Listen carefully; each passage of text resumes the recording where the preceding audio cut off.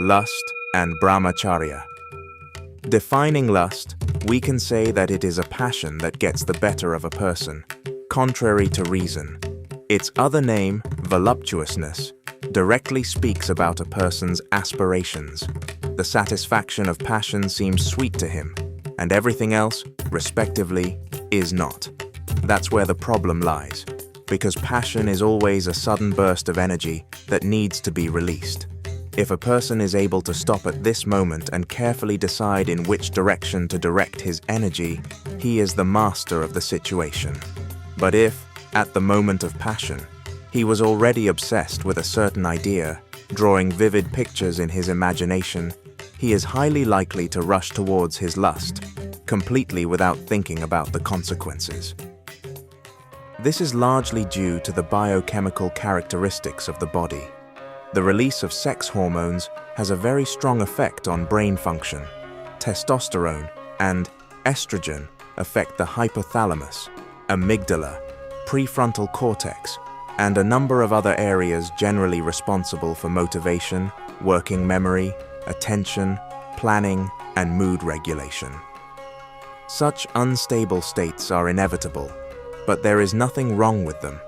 Bursts of energy are our fuel, and with a reasonable approach, we make significant progress in creativity or relationships, where we could have been standing still in a neutral state for a long time.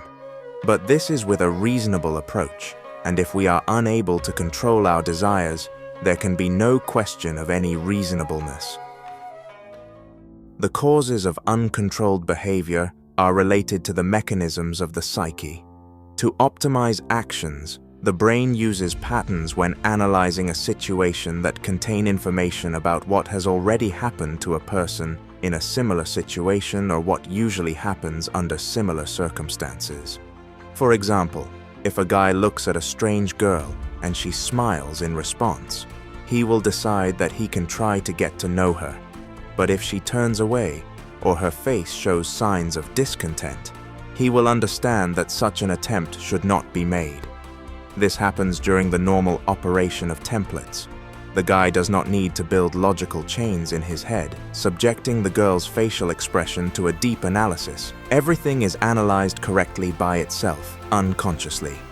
But if he has created in his fantasies a bunch of scenarios, where a fleeting exchange of glances inevitably leads to a passionate night, replayed repeatedly and in detail in his imagination, all his intentions will be directed towards the implementation of a fictional scenario, which, by the way, will be perceived by the brain as optimal due to its repeated repetition, albeit imaginary. Naturally, with such a narrow-mindedness, his plans are likely to collapse at the initial stage. The more a person is fixated on the final picture, the worse they perceive the details of what is happening in reality, and the less sane their behavior will look. Of course, the habit of constantly being in fantasies is inherent in the vast majority of people, and living outside of imagination requires a high level of awareness, which takes years to train. But it's worth taking a closer look at the limits of your imaginary behavior, because the destruction of boundaries occurs first in the imagination and only then in real actions. The boundaries of the norms of behavior offered to us since childhood are interpreted quite freely and often contradict each other, and it's not just about cultural peculiarities. Of course, there are differences in different societies. In some places, it is prescribed to wear clothes with closed elbows and knees. In others, the requirements for hiding body parts are minimal. But in general, the rules of interaction are more or less the same. The manifestation of passion without the consent of a partner is illegal. A relationship with someone in another relationship is immoral. In the aspects regulated by the law, everything is quite clear.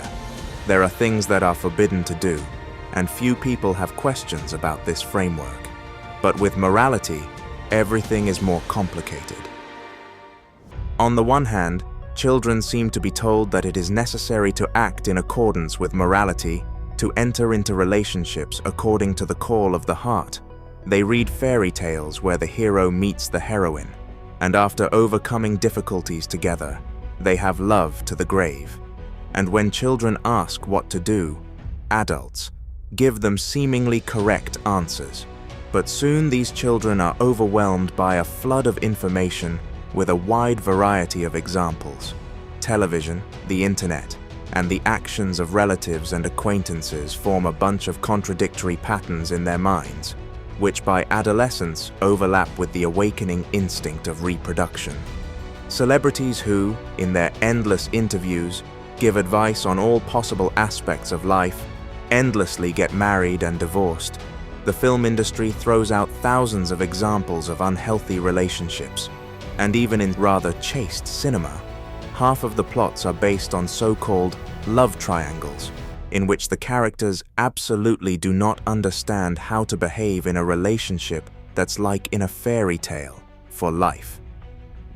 Add here a significant piece of the science of psychology, which is based on the writings of one man, Sigmund Freud.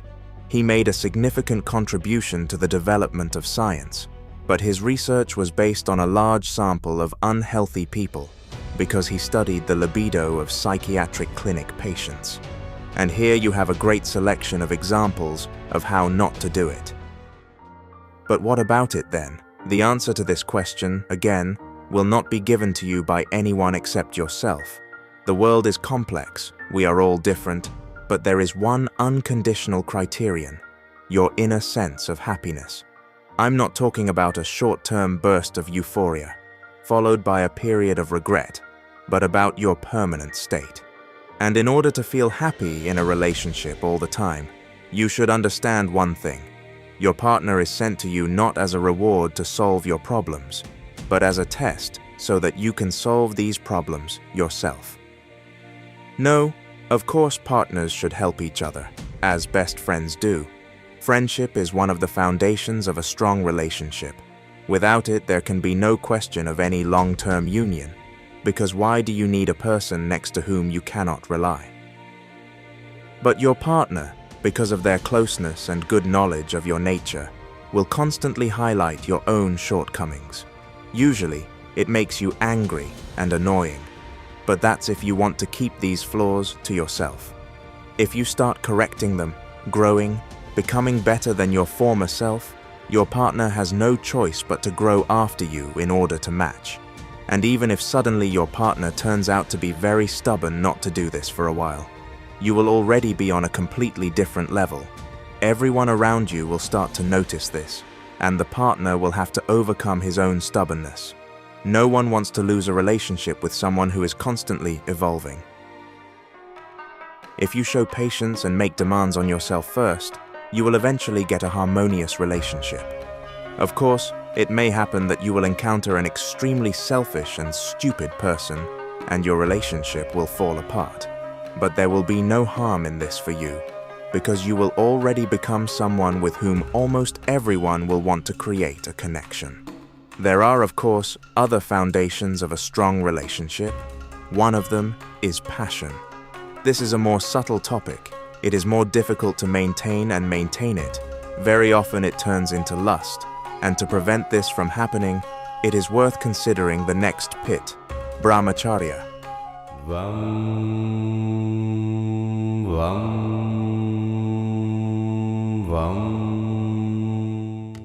Translated from Sanskrit, Brahmacharya means behavior consistent with Brahman, which is often interpreted as controlling desires. This pit is often associated with complete sexual abstinence, and here you can say, "This is not for me, this is for monks." And it really is. People who have devoted themselves to monasticism show by their example that chastity can be preserved for life. But you live in the world, you have not made any vows, so why should you observe abstinence? First of all, because of the resource of your body. The amount of hormones your body can produce is limited, but the thirst for pleasure is not. And if you can't control this thirst, it will force you to drink from sources of questionable purity. With prolonged and intensive hormone production, the desensitization mechanism is triggered in the body, as a result of which the receptors of nerve cells slightly lose their sensitivity. A person begins to look for ways to exert more intense influence, throws pictures to the brain that he has not yet seen, and looking for new partners whose behavior is new. The brain readily responds to new games, but soon they get bored and he needs to look for new ones. And the parasympathetic nervous system is getting rougher and rougher. And now at least fantasies go beyond the moral and sometimes legitimate. But is that really what you need? During the first experiments, simple touches gave you a lot of sensations and emotions, and there were enough impressions to keep you inspired all next day. After all, that's what you're looking for, not dressing up in fancy costumes and uttering long monologues to feel a response inside. Of course, one way or another, the resource will wear out anyway, but it is in your power to extend it for a long time. In some situations, you cannot hold back. For example, if you are a newlywed couple, or just spend a lot of time with your partner and you both become attracted to each other. In short, if everything happens by itself, in a natural way and without internal rejection. If you have a fleeting physiological desire in a situation that is completely inappropriate, it is in your power not to follow it. It simply arises and goes away if you do not start to get involved. At this moment, you train your self-control and accumulate energy for the moment when you really need it, because without mentally engaging, you avoid unnecessary and inappropriate activation of very complex and energy-consuming systems. And the point here is not even how many kilojoules or milligrams of nutrients are spent, but all in the same loss, the sensitivity of your nerve cells and the correct mental response to stimuli. If you are young, it will be more difficult to do this. Of course, you will not always be able to control yourself, but as in all other activities, the more you study, the better it turns out. In the process of practice, you will find the regime you need yourself. There is no point in imposing a lot of restrictions on yourself that you will not comply with, but you need to be honest with yourself. Controlling desires does not mean permanently suppressing these desires. Your intelligence will give you an accurate answer as to what is appropriate and what is not, unless you are cunning and negotiate with yourself. If you can't cope with some of your conditions, it's only because you don't have enough experience. The feeling of overflowing energy may seem unbearable to you until you get used to it and can't fully enjoy it. It's not easy to deal with it, but that's how it should be, because it's a feeling of power. It is worth noting another important aspect of yoga that will help you fully enjoy this side of life. It is an increase in sensitivity. Sensitivity increases by itself when you practice physical exercise and meditation. Provided that you master the control of your passion, you will get a lot of emotions and sensations from the simplest actions. And if someone next to you starts telling you that he had experiences in the most bizarre forms, it will be just bragging for you, because you get pleasure from inner sensations, and they are inextricably linked with the ability to subtly interpret external signals.